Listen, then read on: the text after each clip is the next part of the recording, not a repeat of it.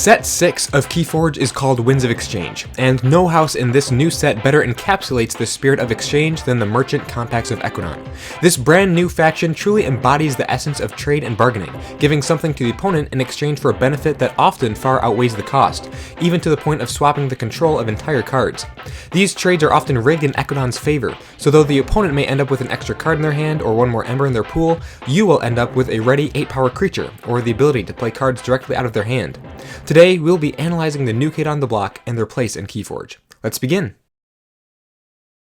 First off, they got some crazy token creatures. Diplomat is speedy, gaining each player an extra Ember when it reaps, and Trader provides a nice source of Ember control. Imagine 6 or 7 Traders out all at once. That's a big threat, despite only being 1 power. Prospector is one of the most infamous tokens out there at the moment, synergizing incredibly well with cards that destroy friendly creatures, like Fresh Marks or Abyssal Sight, providing nothing but value. And lastly, there's Strange Shell, who is always accompanied by Mollusk Collar. I've heard these two aren't the best, but despite their comparative weakness, I'm sure there are some nifty shenanigans that can be found with them. So depending on which token you get, your deck may want to race like the wind, or draw tons of cards both on and off turn, or create steal threats all over the place. Overall, EKWIDON has some really solid and exciting tokens. They also have plenty of ways to make token creatures as well, which is important in this set. The Thoshra Recruiter quite simply makes a token whenever he reaps. Higher on is the common token maker that gets archived if there's a combined total of 6 or more Ember between both players' pools.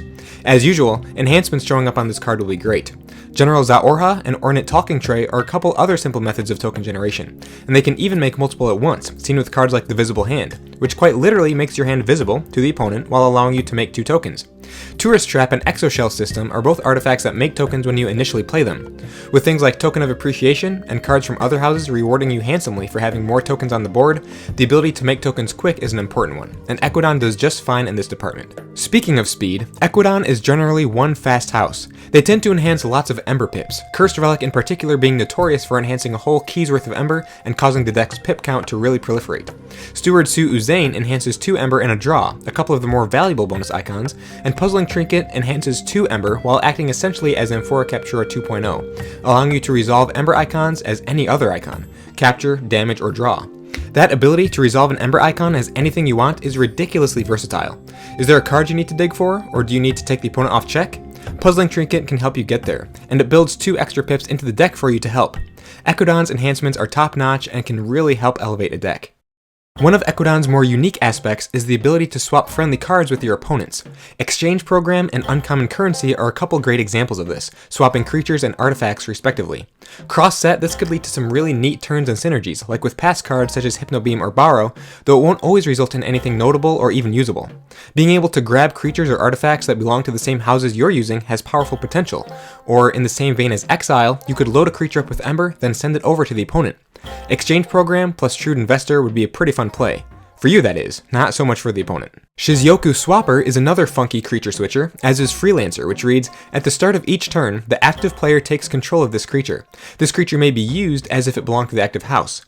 So you'll have to be careful which creature you place this on. You probably don't want your opponent to benefit from it as much as you do, though at the same time you don't want it to be completely useless, because ideally you could derive some value from it.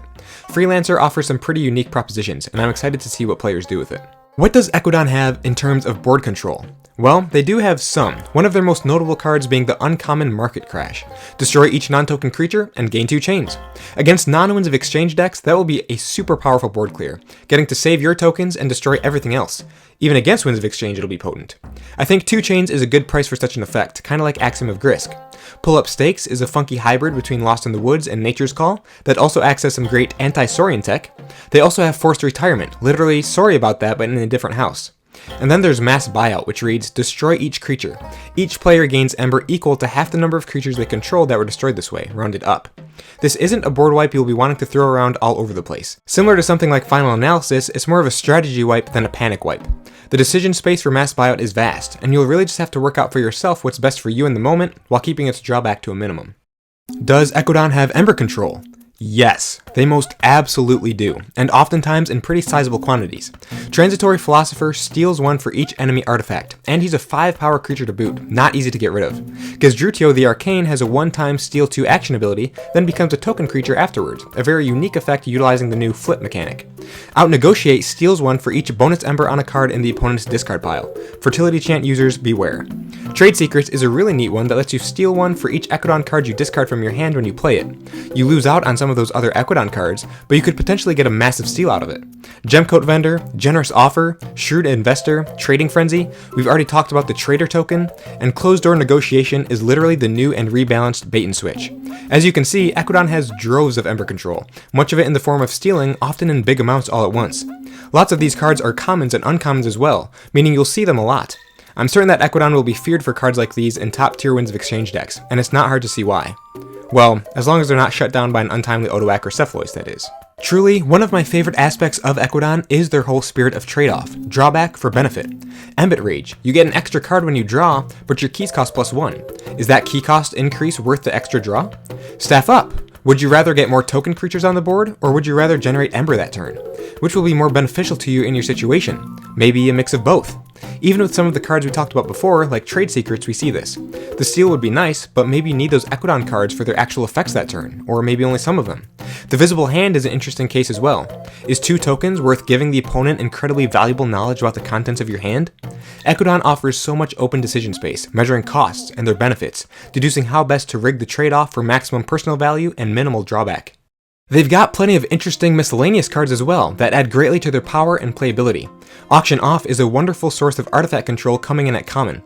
In my opinion, it's a slightly worse version of Reclaimed by Nature, but still strong and important to have nonetheless. Their Outpost is one of the best out of all the houses in this set, EKWIDON Outpost, allowing you to draw 3 cards for putting a friendly creature on the bottom of its owner's deck. That's some wildly efficient value right there. Imagine multiple copies of it. And who can forget Nifflepaw, spoiled by yours truly when Ghost Galaxy began taking over. It looks to be a fun upgrade with some interesting strategy attached to it. And finally, they were given the massively disruptive Corner the Market, which reads play. During your opponent's next turn, they cannot play cards, and each time they discard a card from their hand, they may instead archive that card. A well-timed Corner the Market can literally be a game winner in some instances, locking your opponent out of utilizing the cards in their hand to take you off a key and stop you from forging. Did they have a big Too Much to Protect combo lined up and ready to go? Too bad, they can't play any of it. The name is fitting, you truly can force your opponent into a corner with this one. Thank goodness it's a rare. And that'll do it for our analysis of the compacts of EKWIDON.